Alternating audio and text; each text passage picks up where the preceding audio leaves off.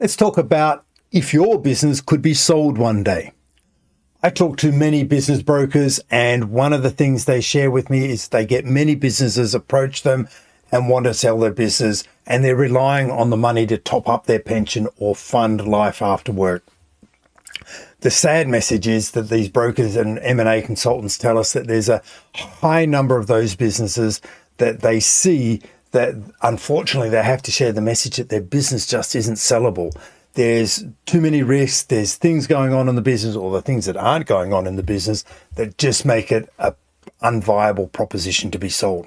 So let's figure out what you need to do to make your business sellable, and you really want to know sooner rather than later so that you've got time to make the changes so that your business is sellable and you can exit like a boss. Okay, so here's the key question. What do you want to know? How can we measure? What can we do? Is there some sort of metric that we can test to give you the answer if your business is sellable?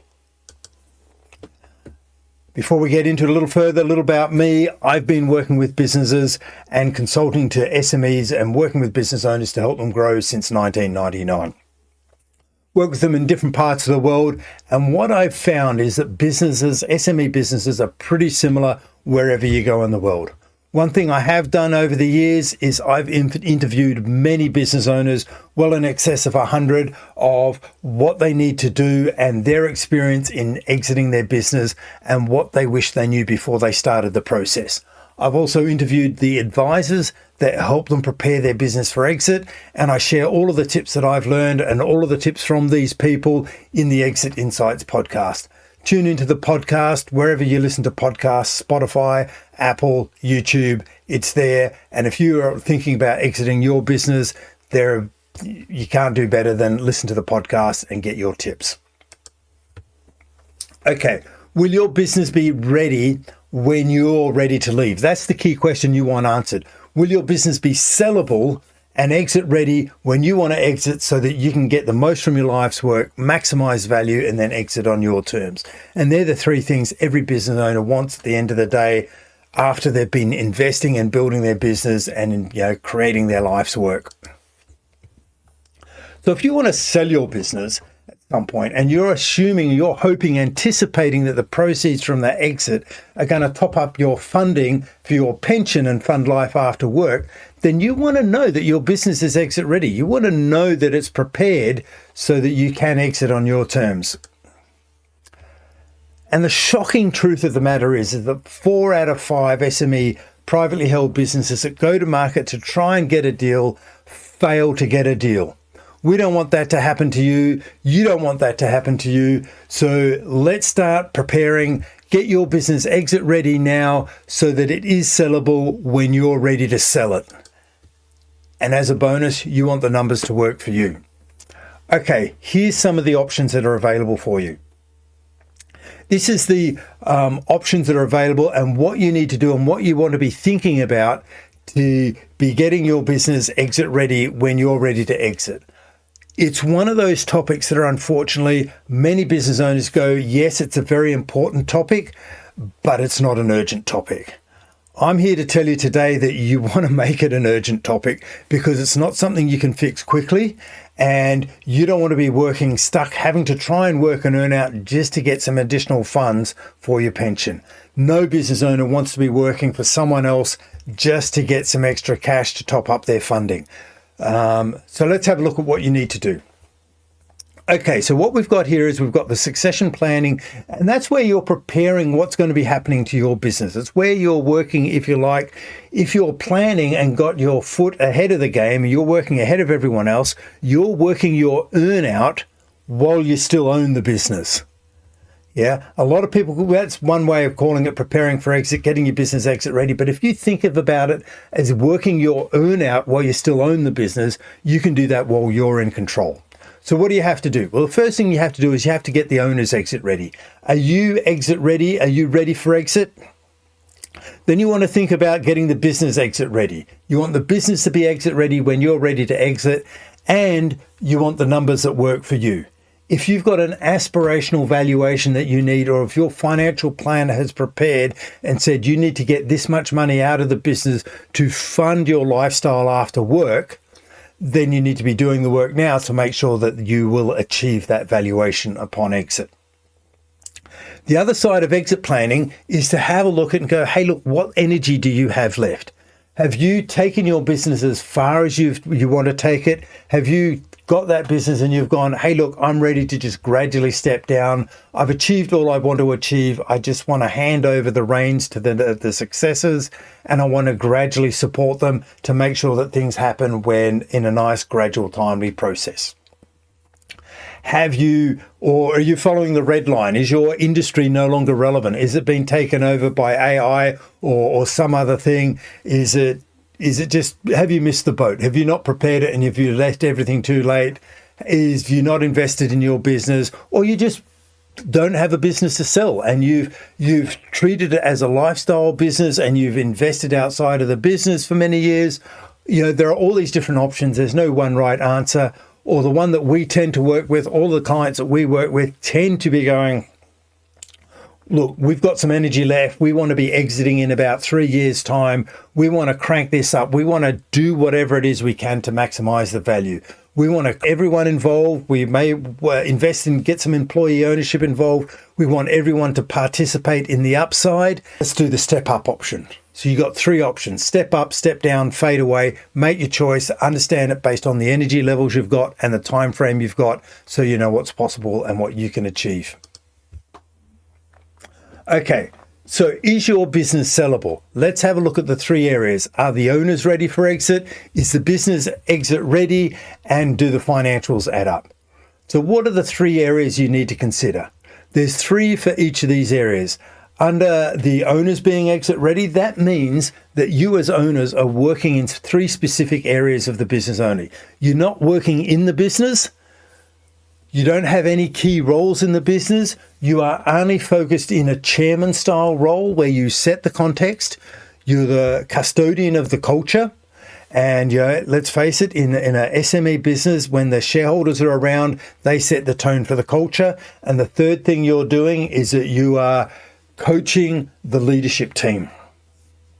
You're supporting them, you're mentoring them in a way so that they have all the information available to make decisions as if you were making the decisions, so that you know that the business is being run the way you want it to be run.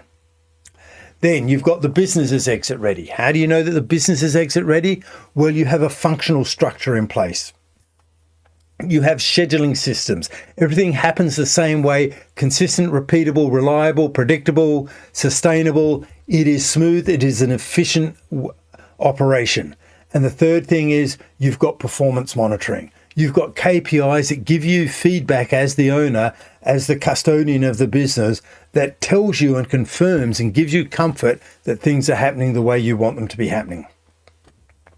Now, the financials add up. Well, what we're looking at here is that the business valuation is worth your aspirational number. Ideally, it'll provide you with the funds that you require to live your ideal desired lifestyle after you exit the business without having to work an earn out. You've addressed all of the risks and you've mitigated the risk. You've got the governance, you've got the compliance, everything stacks up, which means buyers won't be frightened off when they start doing due diligence on your business. So the owners are ready for exit, the business is exit ready, and the numbers add up for you.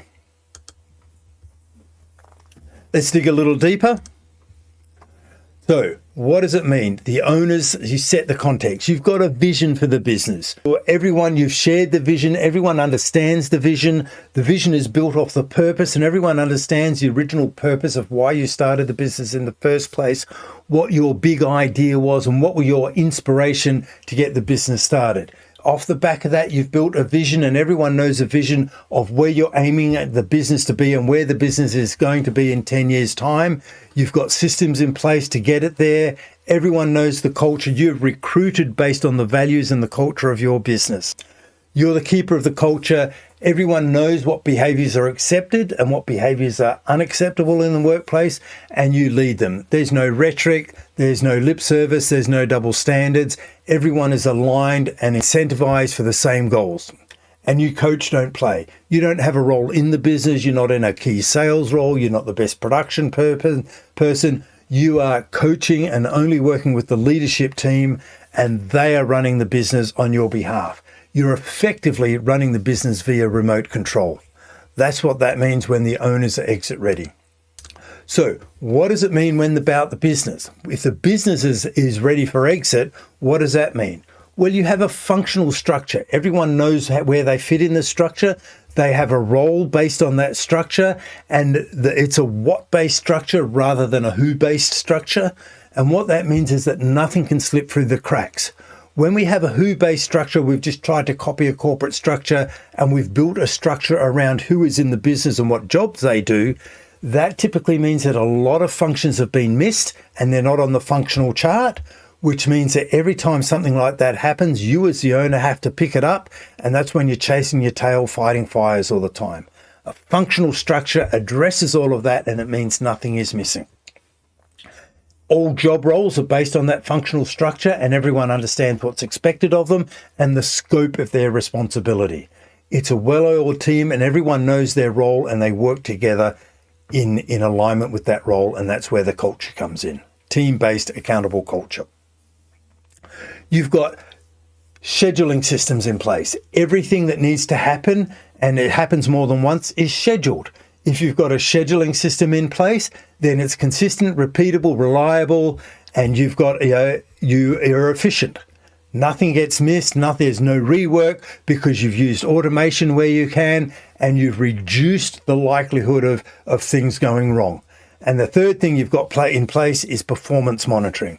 The performance monitoring is all of the things that report on the progress and the accuracy of the systems, and that's what really gives you confidence. That's the feedback that gives you confidence that things are happening the way you want them to be happening. So that when you say, this is the way things are done around here, you say that with confidence. It's not hope. Right. So what do we mean when we say the numbers add up? Well, it's about the money. The valuation is right. We know the valuation is because you've built the business in a way, the valuation is going to add up for you, and it's going to meet your requirements and your desires when a deal is done. That number is achievable without you having to work an earnout. An earnout is the most undesirable thing for business owners. It's like oil and water, earnouts and entrepreneurs. They just don't mix. Most earnouts don't get completed, and entrepreneurs end up walking away leaving money on the table. If you do a deal with an earnout, the only money you can really rely on is the money you get up front. You're no longer in control of the business. The goalposts can be moved. I hear about it all the time. You don't want to be involved in that. You want to make sure that the money you get up front meets your needs. Now, an earnout is not a deferred payment. Deferred payment is just a timely payments that are guaranteed. I'm talking about earnouts that have some sort of criteria to get additional funds, and all too often that criteria is loosely defined, and well, we just know they just don't work. The third thing is that the risks are managed. What do we mean by that? Is that your corporate governance is in place. You've got good record keeping. You've got documentation about your business. You've got a user manual in place that you can hand over to the buyers. Just like any new acquisition, if you bought a car, you would get a user manual with it. You may not read the new user manual, but it gives you comfort knowing it's there should you get in trouble. It's like that with a business. If you write a user manual for the business, you're writing it for the new owners, which is far more engaging than having to write a policy and procedure manual for the existing employees.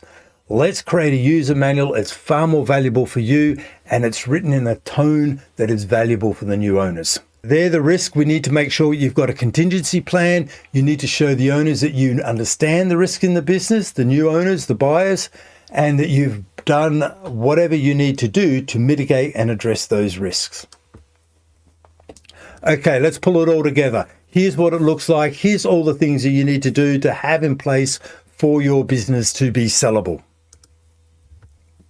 So if you're going to exit like a boss, in other words, exit on your terms, with the business being exit ready, when you're ready for exit, and with the numbers that work for you, these are the things you have to have had in place. And that's the only way you're going to exit like a boss, when you've addressed all these things. You want your business to be sellable? That's what you have to do. So what we've done is we've assessed all of this criteria that we've just shared, and we've compiled it based on all the feedback and all of our experience in working with those hundreds of business owners.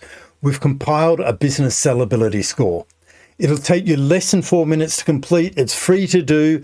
I'll give you the link in the next slide, and all you need to do is to complete that sellability score, click on the QR code. It'll take you to the sellability score. It's just a few short questions, less than 4 minutes, as I say, and you'll get a report that assesses your business based on how ready you are for exit, how close the numbers are for you, and how close the business is ready for exit. And it'll give you some guidance on what you need to do next. So if this is of interest to you, here's what you need to do. Here's the QR code to find out your business sellability score. If this has been of interest, here's the contact details for myself. I'm Darryl. I've really enjoyed sharing this about you, about the business sellability score and what you have to do to exit like a boss. I hope you've enjoyed it. I'll see you soon in the next video.